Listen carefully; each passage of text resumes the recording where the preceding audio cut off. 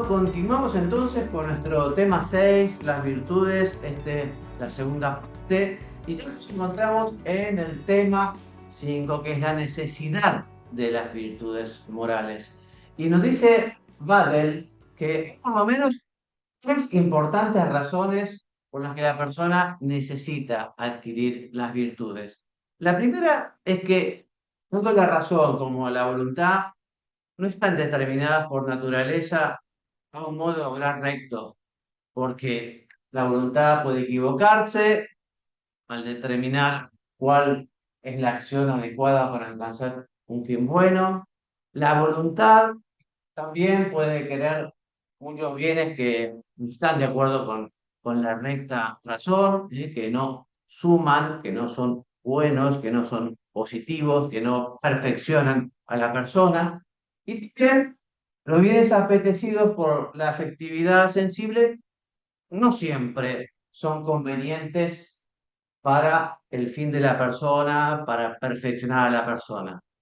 Por todo esto, tenemos la posibilidad de hacer el mal en uso de nuestra libertad. Pero justamente gracias a las virtudes que nos ayudan a elegir el bien y nos capacitan para realizarlo, podemos superar esas dificultades y ejercitar bien la libertad.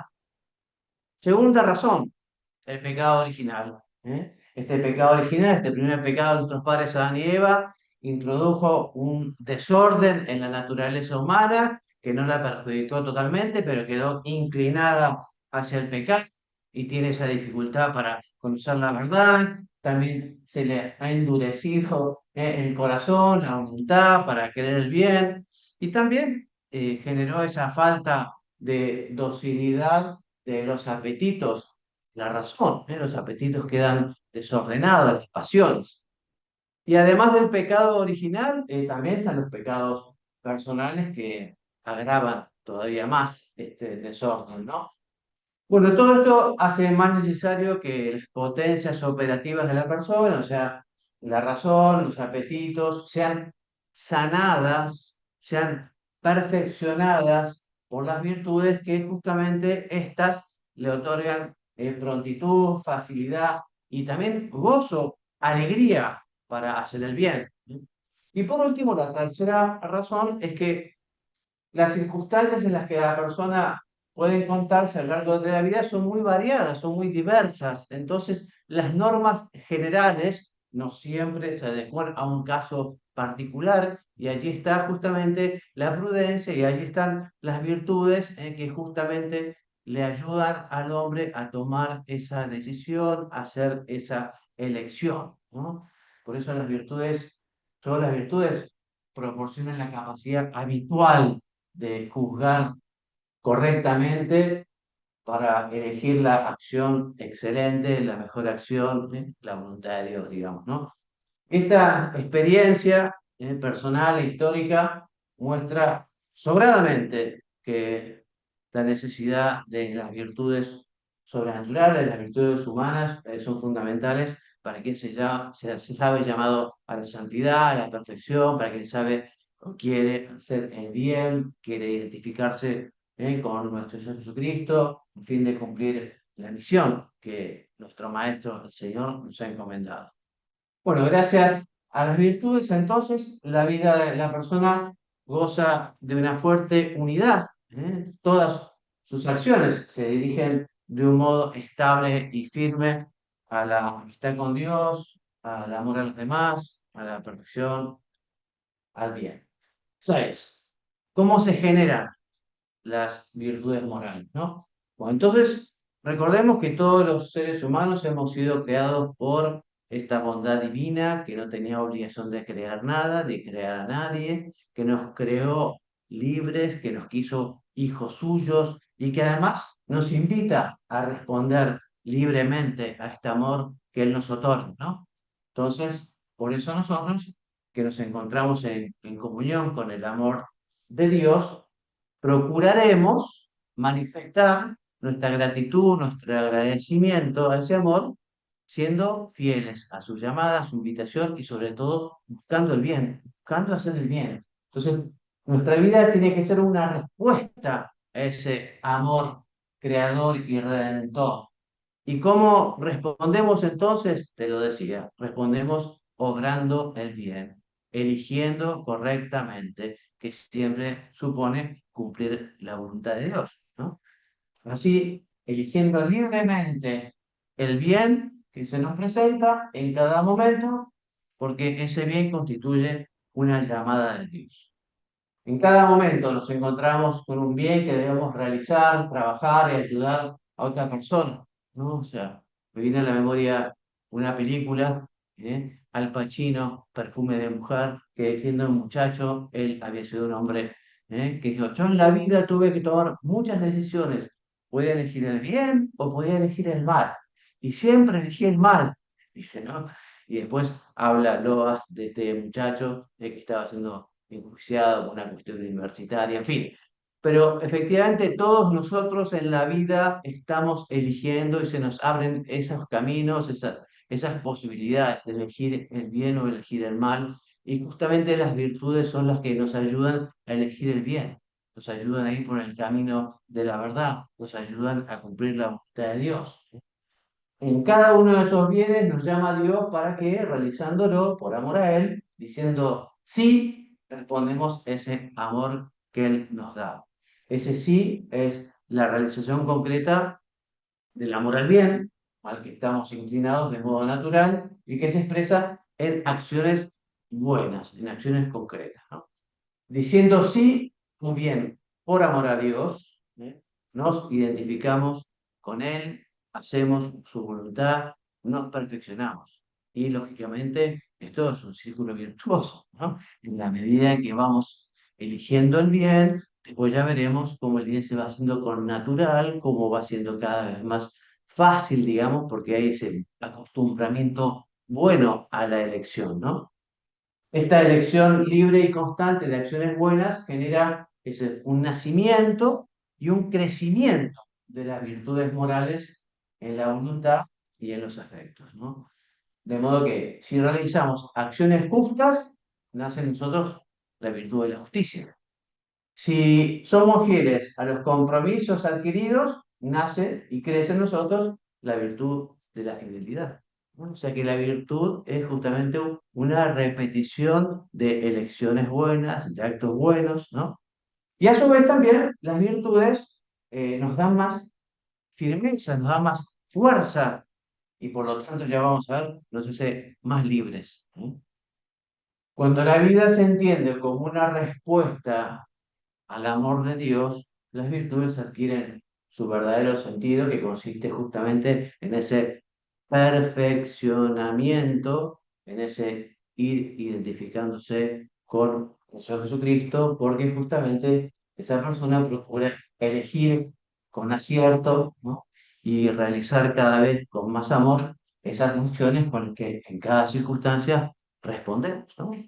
Se abre una oportunidad, entonces ya hemos visto también cómo tenemos que obrar en casos de dudas o en casos, digamos, difíciles, como efectivamente la virtud de la prudencia, por ejemplo, que es la que guía todas las demás virtudes, nos invita justamente a la reflexión, quizá también al pedir consejo, pero lo importante es que esas decisiones siempre sean algo que busca el bien, la verdad, que busca hacer la voluntad de Dios. Las virtudes morales racionalizan los apetitos. ¿Qué quiere decir esto? Comencemos. Citando a Santo Tomás, que a su vez sigue a Aristóteles, decimos que las virtudes son un hábito electivo, o sea que las virtudes ayudan a elegir, a elegir. O sea que las virtudes hace buena la elección para la cual se requieren dos cosas. Primero, que el fin, ¿no?, que por el que vamos a obrar sea algo bueno. Ese fin que justamente uno se propone al realizar la elección. Pero también los medios que uno va a realizar para alcanzar aquel fin tienen que ser buenos, tienen que estar dentro del marco de la verdad. ¿Qué quiere decir esto? Repetimos con Santo Tomás. Primero, la persona virtuosa es la que con su voluntad perfeccionada por las virtudes morales, justicia, fortaleza, templanza, tiene la intención habitual de realizar intenciones buenas, de realizar acciones. Esa es la finalidad. Y esas intenciones buenas son fines que la razón, la inteligencia propone que se deben buscar porque nos perfeccionan como personas y están ordenadas al fin último. Segundo, para actuar bien no basta querer tener una buena intención, una buena elección. Repetimos, además es importante que los medios que uno ha elegido con la razón para alcanzar esa finalidad sean buenos también, ¿eh? O sea, buena la finalidad y buenos los medios. Entonces, así el hábito de la buena elección, que es la virtud, nos ayuda a poder tomar esas decisiones, hacer esas elecciones. Porque repetimos, con Santo Tomás, el acto propio de la virtud moral es la elección recta, la elección verdadera, la elección justa, la elección veraz. ¿Sí?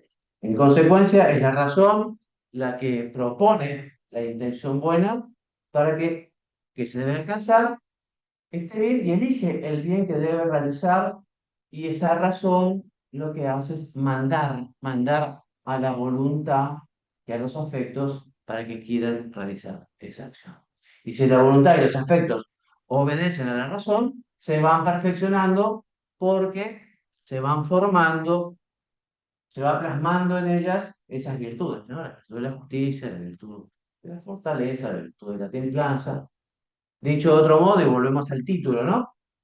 La razón manda a la voluntad que quiera el bien que ella le propone, y si la voluntad obedece, se va racionalizando, o sea, va viendo esa identificación de la voluntad con la razón. Y también los apetitos y las pasiones se van racionalizando, ¿eh? O sea que ellas tienen este orden que da la inteligencia y la razón.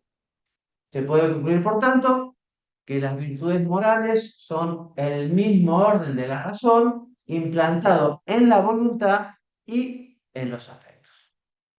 De modo que ser justo, ser fuerte o ser templado quiere decir que el querer de la voluntad y de los afectos concuerda con lo que propone la razón, la inteligencia, como bien que se debe realizar. Es importante justamente recordar esto también porque es una visión muy equivocada y muy errónea pretender una moral que anule o suprima los afectos sensibles, las pasiones, los sentimientos. Las virtudes lo que hacen es justamente racionalizarlas, lo que hace es encauzarlas, porque efectivamente, después del pecado original, las pasiones quedan desordenadas, después del pecado original, todo es muy difícil, entonces se exige esa lucha, esa claridad mental, esa formación de la conciencia y ese obrar de la voluntad que sigue lo mandado por la razón. Así los aspectos ordenados son una ayuda que Dios ha concedido al hombre para facilitarle el buen ejercicio de su libertad, ¿eh? Porque favorecen la lucidez de la mente y el buen comportamiento moral. Dos consecuencias, entonces, concretas de esta racionalización de los apetitos. Por un lado, la connaturalidad del bien, que ya vamos a ver qué es, y por otro lado, la potenciación, la mejora del ánimo. ¿Qué es esto de la connaturalidad con el bien? Cuando hablamos de connaturalidad, hablamos de familiaridad, ¿eh? Familiaridad. Así que las virtudes morales nos familiarizan con el bien, nos acercan, nos acostumbran, nos ayudan a tener ese ambiente del bien, la bondad, la verdad, etc. Al crecer las virtudes en la unión con el bien, vamos adquiriendo una mayor connaturalidad afectiva con este. Es decir, nos atrae y lo queremos cada vez más. Nuestra razón lo reconoce fácilmente y lo elige con prontitud, con certeza, como de modo instintivo. Esos hábitos buenos, esa repetición de actos, esas virtudes, justamente van haciendo al hombre cada vez más bueno, cada vez más santo, y que lo va haciendo cada vez con más con más naturalidad, o sea, ya lo tiene incorporado, ¿no? Esta conducta tan natural de la persona virtuosa es posible porque se ha ejercitado en el bien una y otra vez, ¿no? Trae como ejemplo aquí, bueno, un gran pianista, ¿no? Un gran pianista que desarrolla su arte de la música tocando temas muy complejos con una gran facilidad, ¿no? Y dice, bueno, qué natural que lo lleva. Bueno, pero ha habido mucho esfuerzo, ha habido mucha práctica. Lo mismo muchas veces en la santidad del hombre virtuoso, justamente ha procurado alcanzar esa naturalidad, ha procurado conseguir esa normalidad para hacer bien a base de esfuerzo y lucha, ¿no? Entonces, la connaturalidad con el bien es efecto de las virtudes y a la vez capacita a la persona para crecer en ellos, ¿eh? Por ejemplo, una persona generosa ve claramente que un acto de generosidad es algo bueno, ¿no? Como el ejemplo aquí, bueno, o sea, mojarse uno para ayudar a la persona, bueno, el hombre generoso tiende justamente, está acostumbrado a hacer el bien, ¿no? En cambio, no sé, un avaro, y puede ser que admita, digamos, que la generosidad es buena sí en general, ¿no? Pero cuando le toca el caso particular, bueno, como no está acostumbrado, o como tiene el vicio también es un hábito malo, o sea, el hábito de ser avaro, el hábito de no ser generoso, el hábito de rechazar a los demás, bueno, es un hábito que entonces ya encontrar alguna excusa justamente para no ser generoso, ¿no? Así es como las virtudes hacen posible en la vida práctica que la elección sea recta. Y si la voluntad y los afectos están mal dispuestos por los vicios, como decíamos recién, la razón se vuelve ciega para reconocer la verdad moral, ¿eh? Por eso afirma Santo Tomás de Aquino que el hombre que tiene rompida la voluntad, como conformada con las cosas mundanas, carece de rectitud de juicio sobre el bien, y por el contrario, el quien tiene su efecto sano juzga acertadamente el bien. Por eso justamente el cultivar las virtudes, y justamente es algo que hay que ayudar a los niños desde pequeños, ¿no? O sea, una tarea importantísima de los padres es que los niños vayan aprendiendo de pequeños a decir la verdad, a ser ordenados, a ser obedientes, porque en la medida en que van viviendo de esta manera y van creciendo, bueno, eso se hace con natural. Y lo contrario, los malos ejemplos, las malas conductas, una vida desordenada, al hombre lo va. ¿Se puede cambiar? Obviamente se puede cambiar porque además Dios siempre le permite cambiar, pero costará. Siempre dejar un vicio, dejar un hábito malo, siempre cuesta trabajo. Bien, respecto de la, cómo potencian las virtudes la libertad, ¿no? Dijimos estas dos cuestiones, ¿no? Por un lado, la connaturalidad con el bien, por otro lado, potencian la libertad. Entonces, las virtudes perfeccionan nuestras facultades operativas, la razón, la voluntad, los afectos, o sea que capacitan a nuestra razón para que conozca mejor el bien que hay que elegir y a nuestra afectividad para que lo quiera con más amor. Esto es lo mismo que quiere decir que las virtudes potencien cada vez nuestra libertad.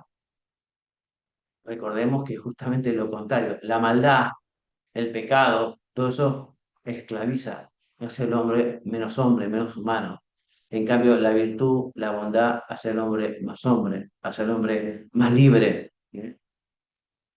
Así como en el cuerpo el ejercicio bien orientado fortalece los músculos y aumenta la potencia y la habilidad que tenemos, nuestra libre disposición, así las virtudes incrementan nuestra potencia y habilidad para el bien.